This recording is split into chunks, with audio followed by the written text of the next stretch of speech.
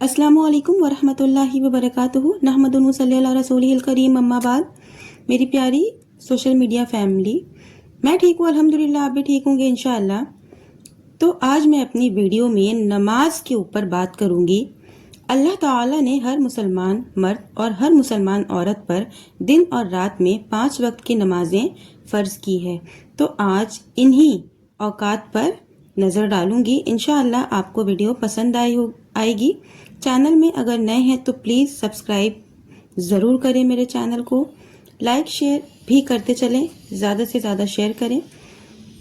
तो बिना ताख़ीर के वीडियो शुरू करती हूँ। फ़र्ज़ नमाज़ों के 5 औकात हैं, ये हर मुसलमान को पता है। ये ज़वाल शम्स से शुरू होता है ज़ुहर का वक्त और इस वक्त तक बाकी रहता है जब हर चीज़ का साया इसके मसल हो जाए।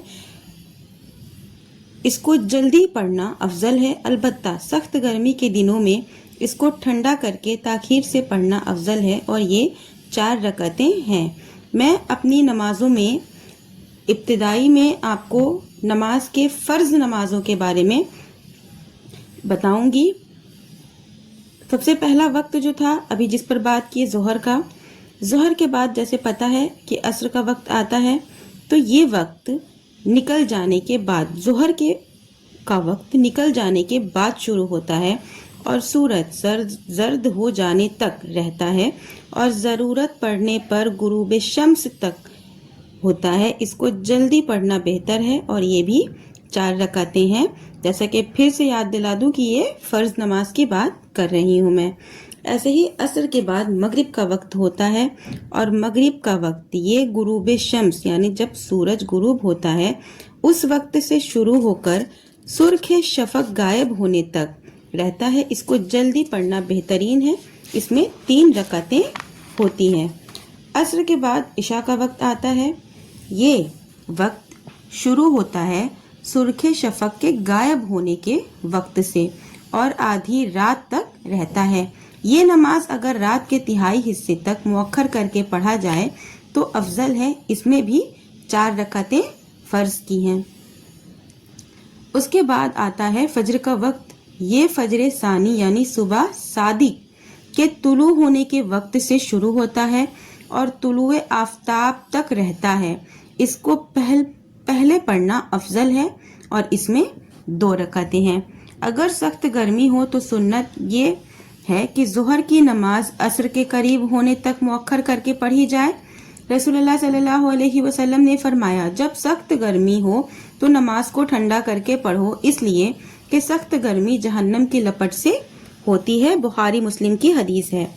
जो शख्स ऐसे मुल्क में रहे जहां गर्मी में सूरज नहीं डूबता और ठंडी में नहीं निकलता, या ऐसे मुल्क में रहे जहां 6 महीने दिन और 6 महीने रात होती हैं, तो वो 5 नमाजें हर 24 घंटों में पढ़ लिया करे और उसे जो सबसे करीब मुल्क हो जहां नमाज के औकात की तमीज़ की जाती हो उसके हिसाब से औकात का अंदाज़ा यानी वक्त का अंदाज़ा लगाए और तायीन करे। नमाज की कुछ शर्तें हैं, जैसे हद से असगर और हद से अकबर से तहारत, बदन पर कपड़ा और नमाज की जगह का पाक होना, नमाज का वक्त हो जाना। ऐसे ही हम बिना वक्त के कोई भी नमाज नहीं पढ़ सकते हैं। ऐसे लिबास से जीनत करना जो शर्मगाह को छुपाने वाला हो, किबला की तरफ रुख करना, नियत करना यानी तकबीर तहरीमा से पहले जो नमाज पढ़ रहा है इसकी नियत दिल में करे और जुबान से कहने की ज़रूरत नहीं है। कुछ शर्तें होती हैं ये नमाज की। मुसलमान को साफ सुथरे और अच्छे लिबास में नमाज पढ़ना चाहिए, क्योंकि अल्लाह ताला सबसे ज़्यादा हकदार है इसके लिए जीनत की जाए। आज़ाद और आधी पुंडली तक हो, और अगर आधी पुंडली तक ना हो तो टखने से ऊपर हो। नमाज और नमाजी के अलावा दूसरी हालतों में भी उजारे टखने से नीचे लटकाना हराम है। मर्द की शर्मगाह नाफ से घुटने तक और औरत नमाज में अपना पूरा बदन छुपाए सिवाय चेहरे, हथेली और कदम के, और अगर अजनबी मर्दों की मौजूदगी में नमाज पढ़ रही हो तो पूरा बदन छुपाए। आजकल औरतों में जो नमाज पढ़ते हैं और जो पैंट عورتیں پہنتی ہیں وہ اکثر ٹخنوں کے اوپر ہوتا ہے۔ عورتوں کی نمازوں میں ٹخنا نہیں دکھنا چاہیے۔ ٹخنے سے اوپر پاجامہ آدمیوں کا ہوتا ہے، مرد حضرات کا ہوتا ہے۔ عورتیں ہمیشہ یہ خیال کریں کہ جب بھی وہ نماز کے لیے کھڑی ہوں ان کا ٹخنا چھپا ہوا ہو۔ سنت یہ ہے کہ فجر کی نماز تاریکی میں شروع کر کے اور تاریکی میں ختم کرے، اور کبھی اس وقت ختم کرے جب تاریکی چھٹ جائے اور صبح روشن ہو جائے۔ جو لوگ سفر میں ہوں اور اتفاق سے سو جائیں پھر اس وقت اٹھیں جب سورج طلوع ہو جائے تو سنت یہ ہے کہ اپنی جگہ سے کوچ کر جائیں، پھر تھوڑی دور چلنے کے بعد وضو کریں، پھر ان میں سے کوئی اذان دے، پھر فجر کی 2 رکعت سنت پڑھیں، پھر اقامت کہی جائے اور پھر فجر کی نماز پڑھی جائے۔ ایسے ہی نمازوں کے درمیان نیت کا بدلنا، ہر عمل کے لیے نیت ضروری ہے۔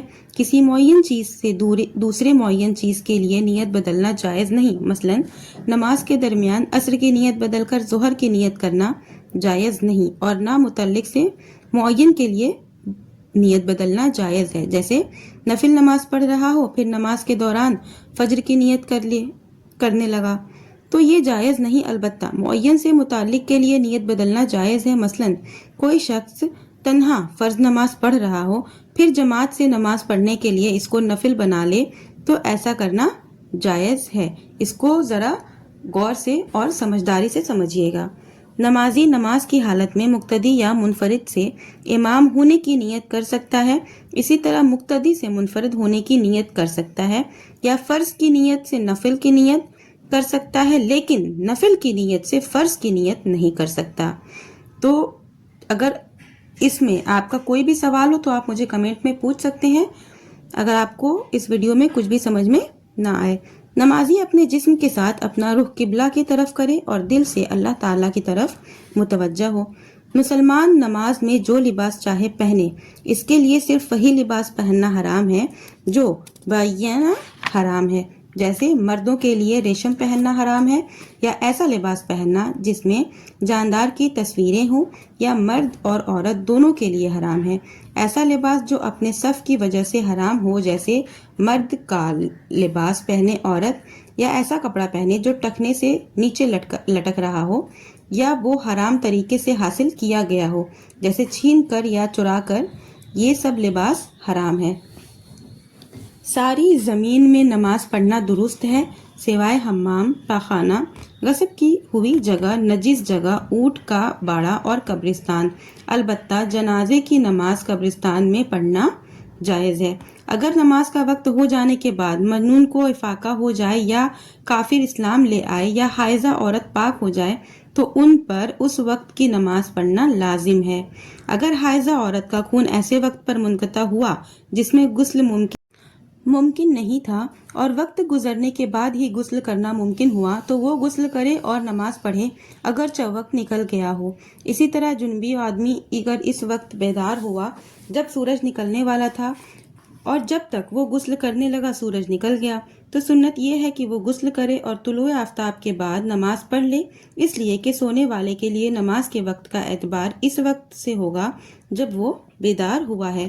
مسلمان پر واجب ہے کہ وہ قبلہ کی طرف رخ کر کے نماز پڑھے، اور اگر قبلہ معلوم نہ ہو سکے اور نہ کوئی ایسا شخص ملے جسے وہ قبلہ کے بارے میں پوچھ سکتا ہو تو اجتہاد کرے اور جس طرح قبلہ ہونے کا غالباً گمان ہوا ہو اس طرف منہ کر کے نماز پڑھ لے۔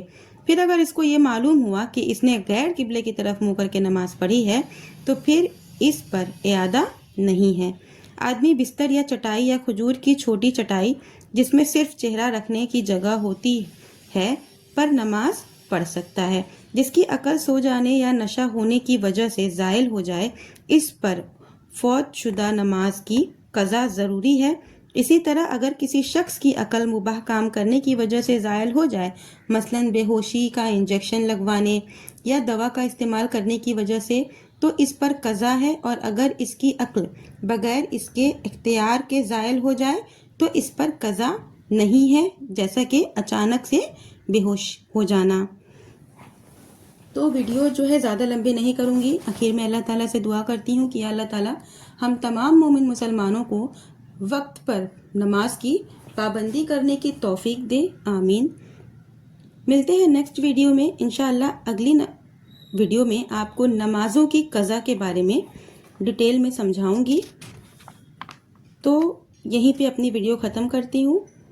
وعلیکم السلام ورحمۃ اللہ وبرکاتہ.